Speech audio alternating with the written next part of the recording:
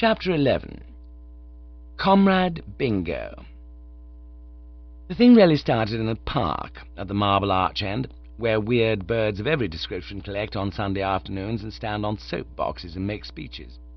It isn't often you'll find me there, but it so happened that on the Sabbath after my return to the good old Metrop, I had a call to pay in Manchester Square, and taking a stroll round in that direction so as not to arrive too early, I found myself right in the middle of it. Now that the Empire isn't the place it was, I always think the park on a Sunday is the centre of London, if you know what I mean. I mean, say, that's the spot that makes the returned exile really sure he's back again. After what you might call my enforced sojourn in New York, I'm bound to say that I stood there fairly lapping it all up. It did me good to listen to the lads giving tongue, and realise that all had ended happily and Bertram was home again. On the edge of the mob, farthest away from me, a gang of top-hatted chappies was starting an open-air missionary service. Nearer at hand, an atheist was letting himself go with a good deal of vim, though handicapped a bit by having no roof to his mouth, while in front of me there stood a little group of serious thinkers with a banner labelled Heralds of the Red Dawn, and as I came up, one of the heralds, a bearded egg in a slouch hat and a tweed suit, was slipping it into the idle rich with such breadth and vigour that I paused for a moment to get an earful. While I was standing there, somebody spoke to me. "Mr. Worcester, surely?" Stout chappie, couldn't place him for a second. Then I got him. Bingo Little's uncle, the one I had lunch with at a time when young Bingo was in love with that waitress at the Piccadilly bun shop. No wonder I hadn't recognised him at first. When I'd seen him last, he'd been a rather sloppy old gentleman, coming down to lunch, I remember, in carpet slippers and a velvet smoking jacket. Whereas now, dapper simply wasn't the word. He absolutely gleamed in the sunlight, in a silk hat, morning coat, lavender spats, and sponge-bag trousers, as now worn. Dressy to a degree. "Oh, hello," I said. "Going strong?" "I am in excellent health, I thank you. And you?" "In the pink. Just been over to America." "Ah, collecting local colour for one of your delightful romances." "Eh?" I had to think a bit before I got on to what he meant. Then I remembered the Rosie M. Banks business. "Oh, no," I said. "Just felt I needed a change." "Seen anything of Bingo lately?" I asked quickly, being desirous of heading the old thing off what you might call the literary side of my life. "Bingo?" "Your nephew." "Oh, Richard? No, not very recently. Since my marriage a little coolness seems to have sprung up." "Sorry to hear that. So you've married since I saw you, what? Mrs. Little all right?" "My wife is happily robust, but, not Mrs. Little. Since we last met, a gracious sovereign has been pleased to bestow on me a single mark of his favour, in the shape of a peerage. On the publication of the last honours list, I became Lord Bittlesham." "By Jove, really? I say heartiest congratulations. That's the stuff to give the troops, what?" "Lord Bittlesham," I said. "Why, you're owner of Ocean Breeze." "Yes, marriage has enlarged my horizon in many directions. My wife is interested in horse racing, and I now maintain a small stable. I understand that Ocean Breeze is fancied, as I'm told the expression is, for a race which will take place at the end of the month at Goodwood, the Duke of Richmond's seat in Sussex." "The Goodwood Cup? Rather. I've got my chemise on it, for one." "Indeed? Well, I trust the animal will justify your confidence. I know little of these matters myself, but my wife tells me that it is regarded in knowledgeable circles as what I believe is termed a snip." At this moment I suddenly noticed that the audience was gazing in our direction with a good deal of interest, and I saw that the bearded chappie was pointing us. "Yes, look at them! Drink them in!" he was yelling, his voice rising above the perpetual motion fellows and beating the missionary service all to nothing. "There you see two typical members of the class which has downtrodden the poor for centuries. Idlers, non-producers. Look at the tall, thin one with a face like a motor mascot. Has he ever done an honest day's work in his life? No! A prowler, a trifler, and a bloodsucker. And I bet he still owes his tailor for those trousers." He seemed to me to be verging on the personal, and I didn't think a lot of it. Old Bittlesham, on the other hand, was pleased and amused. "A great gift of expression these fellows have," he chuckled. "Very trenchant." "And the fat one," proceeded the chappie. "Don't miss him. Do you know who that is? That's Lord Bittlesham, one of the worst. What has he ever done except eat 4 square meals a day? His God is his belly, and he sacrifices burnt offerings to it. If you open that man now, you'd find enough lunch to support 10 working-class families for a week." "You know, that's rather well put," I said, but the old boy didn't seem to see it. He had turned a brightish magenta and was bubbling like a kettle on the boil. "Come away, Mr. Worcester," he said. "I am the last man to oppose the right of free speech, but I refuse to listen to this vulgar abuse any longer." We legged it with quiet dignity, the chappie pursuing us with his foul innuendos to the last. Dashed embarrassing. Next day I looked in at the club and found young Bingo in the smoking room. "Hello, Bingo," I said, toddling over to his corner, full of bonhomie, for I was glad to see the chump. "How's the boy?" "Jogging along. I saw your uncle yesterday." Young Bingo unleashed a grin that split his face in half. "I know you did, you trifler. Well, sit down, old thing, and suck a bit of blood. How's the prowling these days?" "Good Lord, you weren't there?" "Yes, I was." "I didn't see you." "Yes, you did, but perhaps you didn't recognize me in the shrubbery." "Shrubbery?" "The beard, my boy. Worth every penny I paid for it. Defies detection. Of course, it's a nuisance having people shouting beaver at you all the time, but one's got to put up with that." I goggled at him. "I don't understand." "Oh, it's a long story. Have a martini or a small gore and soda, and I'll tell you all about it. Before we start, give me your honest opinion. Isn't she the most wonderful girl you ever saw in your puff?" He produced a photograph from somewhere, like a conjurer taking a rabbit out of a hat, and was waving it in front of me. It appeared to be a female of sorts, all eyes and teeth. "Oh, great Scott," I said. "Don't tell me you're in love again." He seemed aggrieved. "What do you mean, again?" "Well, to my certain knowledge, you've been in love with at least half a dozen girls since the spring, and it's only July now. There was that waitress, and Honoria Glossop, and—" "Oh, tush, not to say pish, those girls. Mere passing fancies. This is the real thing." "Where'd you meet her?" "On top of a bus. Her name is Charlotte Corday Rowbottom." "My God!" "It's not her fault, poor child. Her father had her christened that because he's all for the revolution, and it seems that the original Charlotte Corday used to go about stabbing oppressors in their baths, which entitles her to consideration and respect. You must meet old Rowbottom, Bertie, a delightful chap, wants to massacre the bourgeoisie, sack Park Lane, and disembowel the hereditary aristocracy. Well, nothing could be fairer than that, what? But about Charlotte, we were on top of the bus, and it started to rain. I offered her my umbrella, and we chatted of this and that. I fell in love and got her a dress, and a couple of days later I bought the beard and toddled round and met the family." "But why the beard?" "Well, she told me all about her father on the bus, and I saw that to get any footing at all in the home I should have to join these Red Dawn blighters, and naturally if I was to make speeches in the park, where at any moment I might run into a dozen people I knew, something in the nature of a disguise was indicated. So I bought the beard, and by Jove, old boy, I've become dashed attached to the thing. When I take it off to come in here, for instance, I feel absolutely nude. It's done me a lot of good with old Rowbottom. He thinks I'm a Bolshevist of sorts, who has to go about disguised because of the police. You really must meet old Rowbottom, Bertie. I tell you what, are you doing anything tomorrow afternoon?" "Oh, nothing special. Why?" "Good. Then you can have us all to tea at your flat. I'd promised to take the crowd to Lyon's Popular Cafe after a meeting we're holding down in Lambeth, but I can save money this way. And believe me, laddie, nowadays, as far as I'm concerned, a penny saved is a penny earned. My uncle told you he'd got married." "Yes, and he said there was a coolness between you." "Coolness? I'm down to 0. Ever since he married, he's been launching out every direction and economizing on me. I suppose that peerage cost the old devil the deuce of a sum. Even baronetcies have gone up frightfully nowadays, I'm told. And he's started a racing table. By the way, put your last collar stud on Ocean Breeze for the Goodwood Cup. It's a cert." "I'm going to." "You can't lose. I mean to win enough on it to marry Charlotte with. You're going to Goodwood, of course?"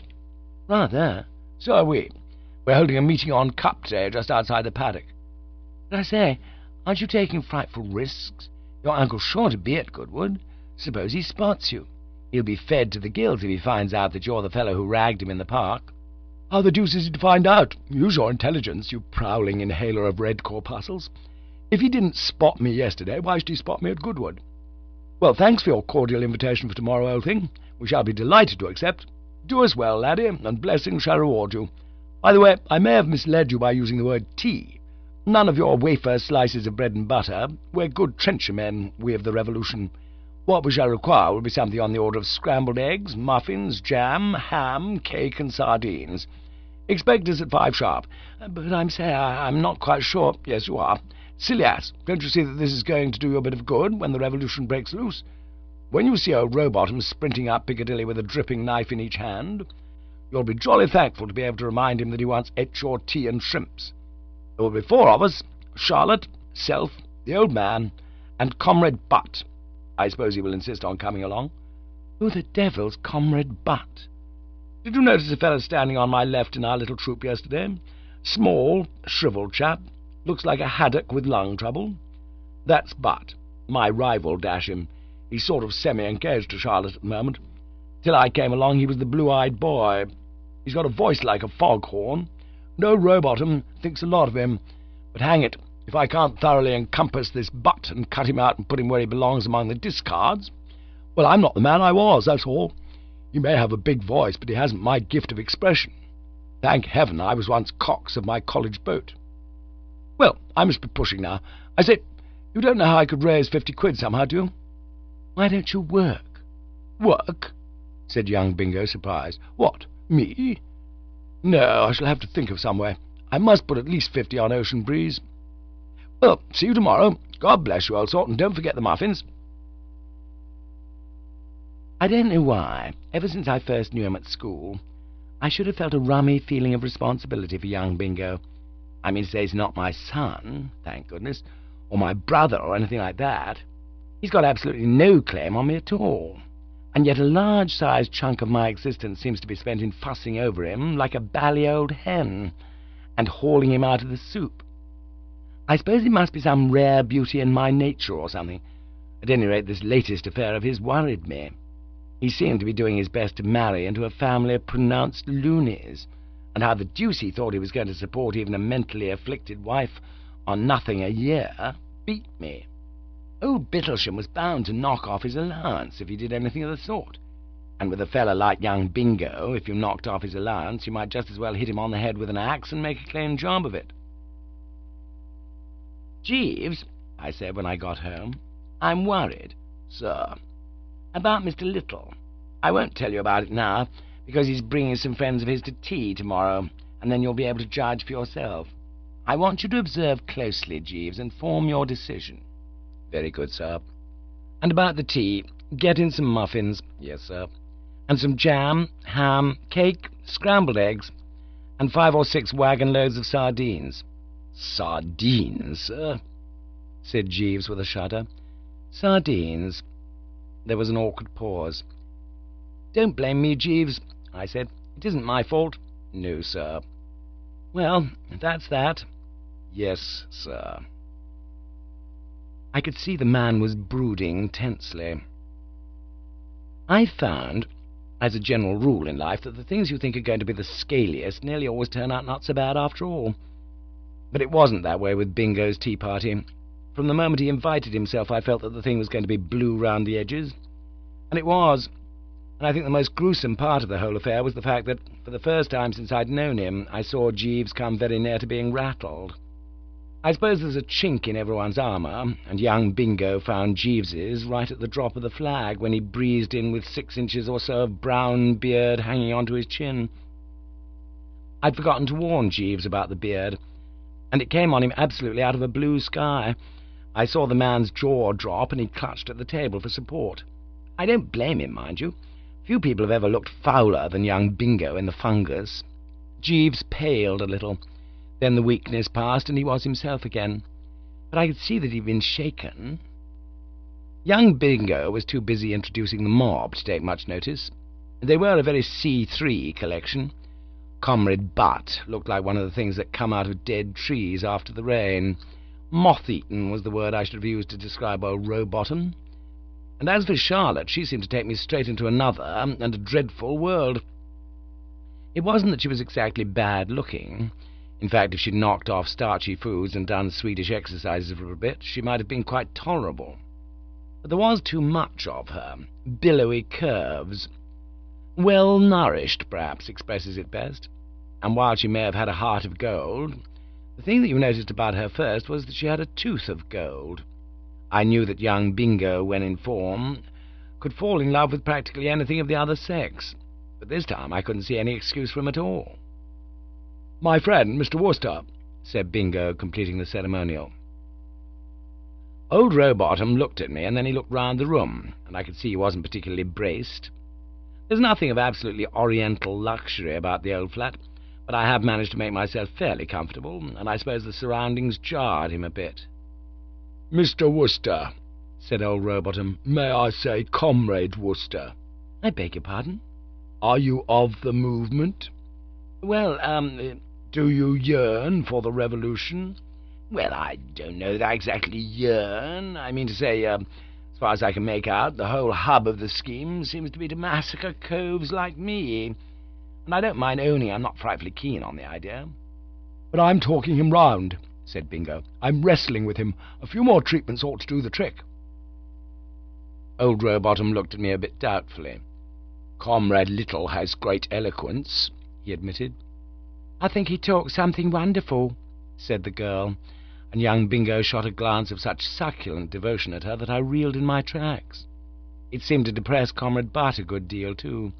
He scowled at the carpet and said something about dancing on volcanoes. "Tea is served, sir," said Jeeves. "Tea, Pa?" said Charlotte, starting at the word like the old war horse who hears the bugle. And we got down to it. Funny how one changes as the years roll on. At school, I remember, I would cheerfully have sold my soul for scrambled eggs and sardines at 5 in the afternoon. But somehow, since reaching man's estate, I'd rather dropped out of the habit, and I'm bound to admit I was appalled, to a goodish extent, at the way the sons and daughter of the Revolution shoved their heads down and went for the foodstuffs. Even Comrade Butt cast off his gloom for a space, and immersed his whole being in scrambled eggs, only coming to the surface at intervals to grab another cup of tea. Presently the hot water gave out, and I turned to Jeeves. "More hot water." "Very good, sir." "Hey, what's this? What's this?" Old Rowbottom had lowered his cup and was eyeing us sternly. He tapped Jeeves on the shoulder. "No servility, my lad, no servility." "I beg your pardon, sir." "Don't call me sir, call me comrade. Do you know what you are, my lad? You're an obsolete relic of an exploded feudal system." "Very good, sir."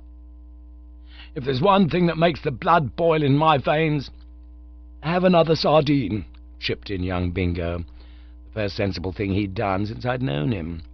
Old Rowbottom took 3 and dropped the subject, and Jeeves drifted away. I could see by the look of his back what he felt. At last, just as I was beginning to feel that it was going on forever, the thing finished. I woke up to find the party getting ready to leave. Sardines and about 3 quarts of tea had mellowed old Rowbottom. There was quite a genial look in his eye as he shook my hand. "I must thank you for your hospitality, Comrade Wooster," he said. "Oh, not at all, only too glad." "Hospitality," snorted the man Butt, going off in my ear like a depth charge. He was scowling in a morose sort of manner at young Bingo and the girl, who were giggling together by the window. "I wonder the food didn't turn to ashes in our mouths. Eggs, muffins, sardines, all wrung from the bleeding lips of the starving poor." "I say, what a beastly idea." "I'll send you some literature on the subject of the cause," said old Rowbottom, "and soon I hope we shall see you at one of our little meetings." Jeeves came in to clear away and found me sitting among the ruins. It was all very well for Comrade Butt to knock the food, but he'd pretty well finished the ham, and if you shoved the remainder of the jam into the bleeding lips of the starving poor, it would hardly have made them sticky. "Well, Jeeves," I said, "how about it?"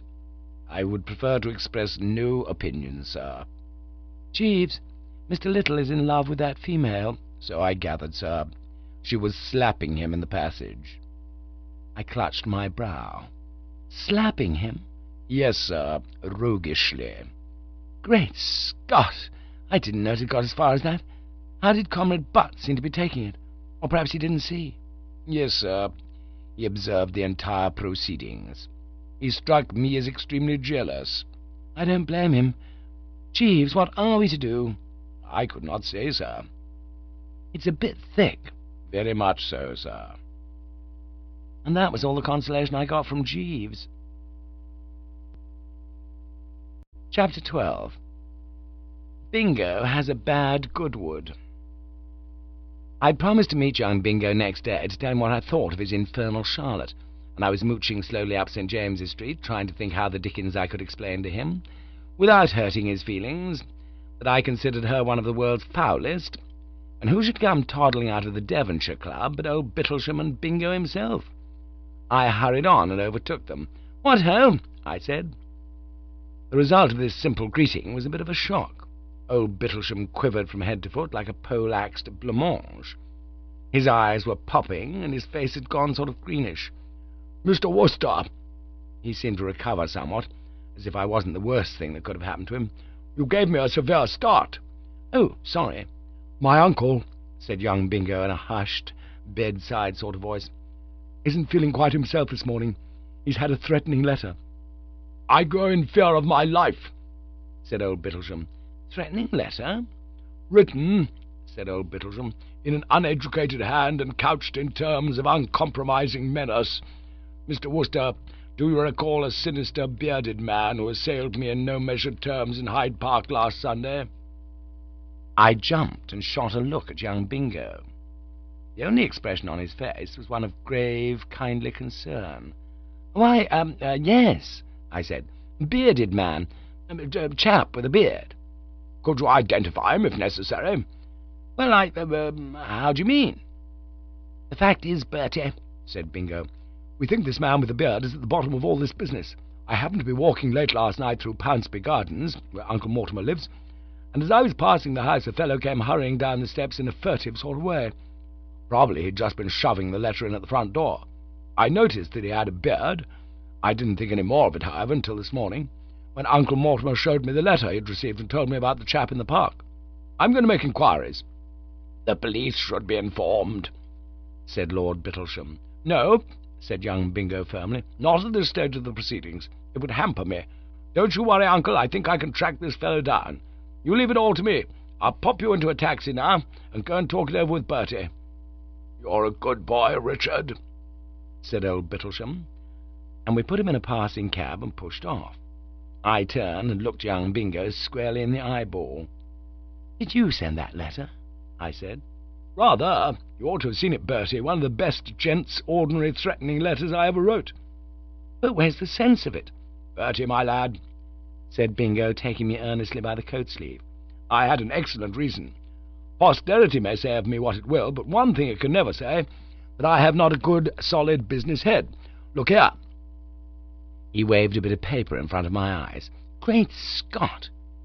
It was a cheque, an absolute dash cheque for 50 of the best, signed Bittlesham and made out to the order of R. Little.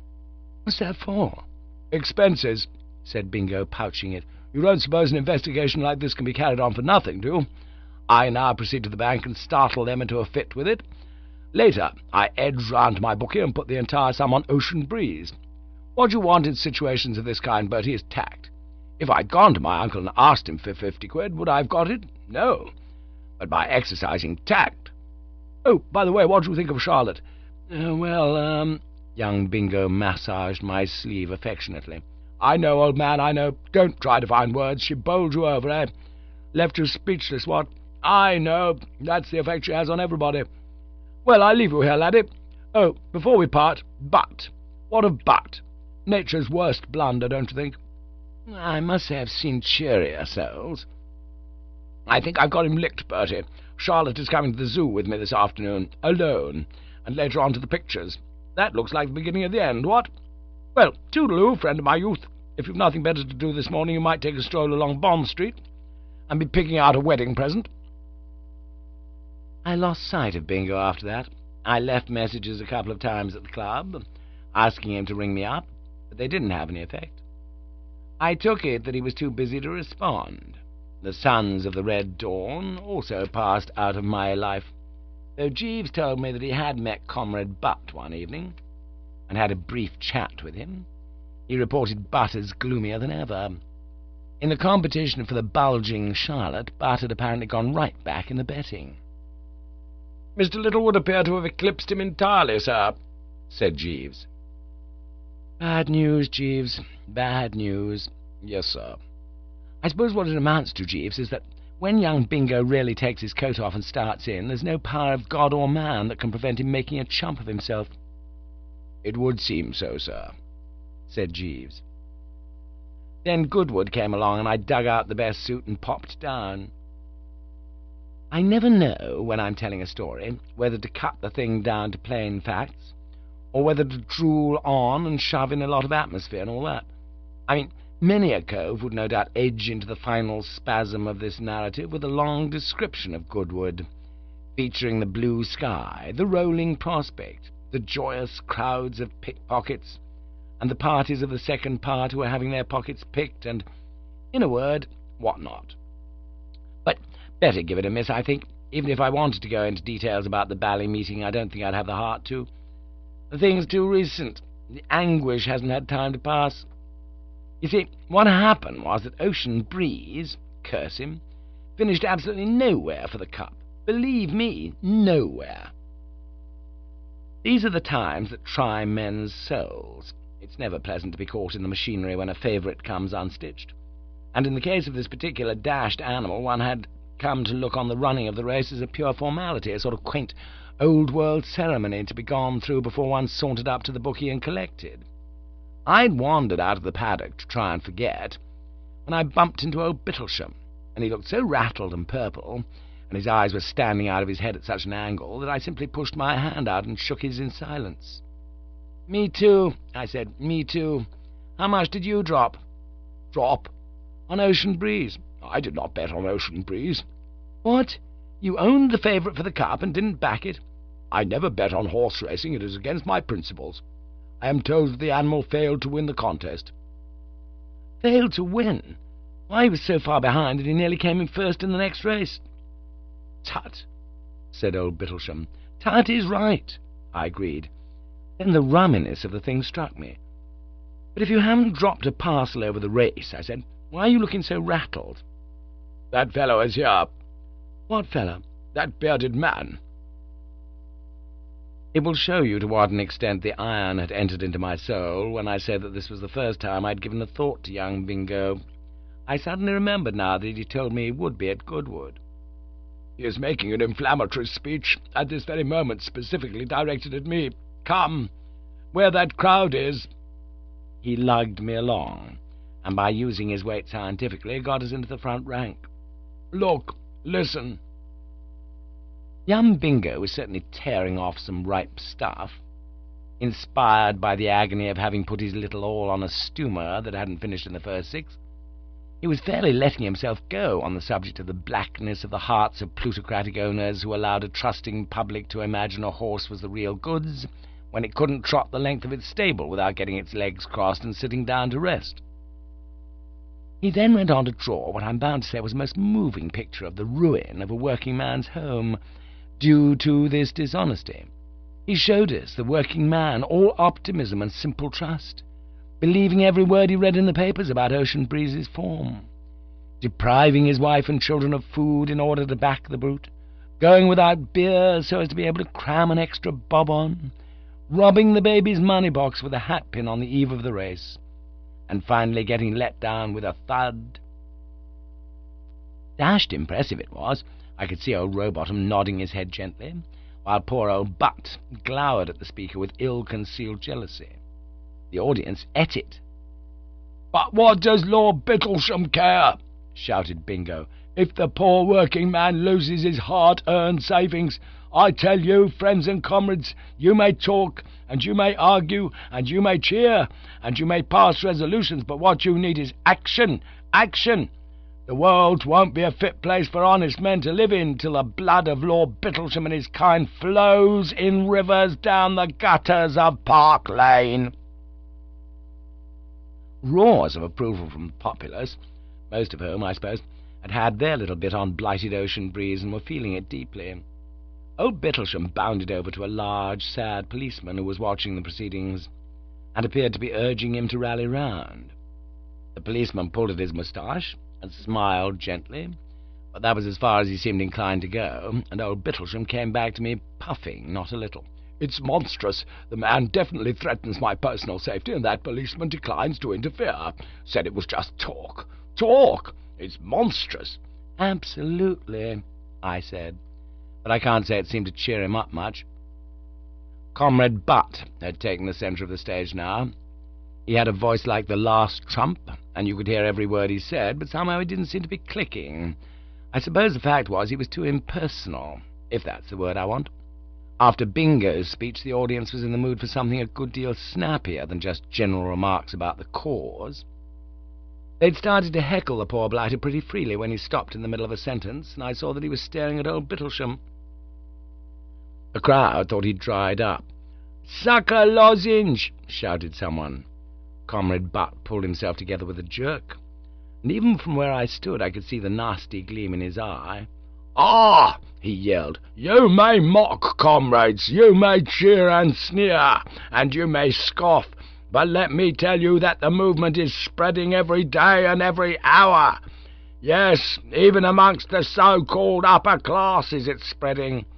Perhaps you'll believe me when I tell you that here, today, on this very spot, we have in our little band one of our most earnest workers, the nephew of that very Lord Bittlesham whose name you were hooting but a moment ago." And before poor old Bingo had a notion of what was up, he'd reached out a hand and grabbed the beard. It came off all in one piece, and, well as Bingo's speech had gone, it was simply nothing compared with the hit made by this bit of business. I heard old Bittlesham give one short, sharp snort of amazement at my side, and then any remarks he may have made were drowned in thunders of applause. I'm bound to say that in this crisis young Bingo acted with a good deal of decision and character. To grab Comrade Butt by the neck and try to twist his head off was with him the work of a moment. But before he could get any results, the sad policeman, brightening up like magic, had charged in, and the next moment he was shoving his way back through the crowd, with Bingo in his right hand and Comrade Butt in his left. "Let me pass, sir, please," he said civilly as he came up against old Bittlesham, who was blocking the gangway. "Eh?" said old Bittlesham, still dazed. At the sound of his voice, young Bingo looked up quickly from under the shadow of the policeman's right hand, and as he did so, all the stuffing seemed to go out of him with a rush.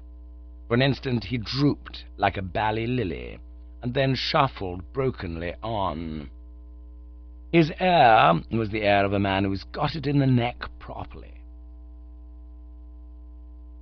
Sometimes, when Jeeves has brought in my morning tea and shoved it on the table beside my bed, he drifts silently from the room and leaves me to go to it. At other times he sort of shimmies respectfully in the middle of the carpet, and then I know that he wants a word or two. On the day after I got back from Goodwood, I was lying on my back, staring at the ceiling, when I noticed that he was still in my midst. "Oh, hello," I said. "Yes?" "Mr. Little called early in the morning, sir." "Oh, by Jove, what? Did he tell you about what happened?" "Yes, sir. It was in connection with that he wished to see you. He proposes to retire to the country and remain there for some little while." "Dashed sensible." "That was my opinion also, sir. There was, however, slight financial difficulty to be overcome. I took the liberty of advancing him £10 on your behalf to meet current expenses. I trust that meets with your approval, sir." "Oh, of course. Take a tenner off the dressing-table." "Very good, sir." "Jeeves," I said. "Sir." "What beats me is how the dickens the thing happened. I mean, how did the chappie Butt ever get to know who he was?" Jeeves coughed. "There, sir, I fear I may have been somewhat to blame." "You? How?" "I fear I may carelessly have disclosed Mr. Little's identity to Mr. Butt on the occasion when I had that conversation with him." I sat up. "What?" "Indeed, now that I recall the incident, sir, I distinctly remember saying that Mr. Little's work for the cause really seemed to me to deserve something in the nature of public recognition. I greatly regret having been the means of bringing about a temporary estrangement between Mr. Little and his lordship. And I am afraid there is another aspect to the matter. I am also responsible for the breaking off of relations between Mr. Little and the young lady who came to tea here." I sat up again. It's a rummy thing, but the silver lining had absolutely escaped my notice till then. "Do you mean to say it's off?" "Completely, sir. I gathered from Mr. Little's remarks that his hopes in that direction may now be looked on as definitely quenched. If there were no other obstacle, the young lady's father, I am informed by Mr. Little, now regards him as a spy and a deceiver." "Well, I'm dashed." "I appear inadvertently to have caused much trouble, sir." "Jeeves," I said. "Sir." "How much money is there on the dressing-table?" "In addition to the £10 note which you instructed me to take, sir, there are 2 £5 notes, 3 £1, a 10 shillings, 2 half-crowns, a florin, 4 shillings, a sixpence, and a halfpenny, sir." "Collar it all," I said. "You've earned it."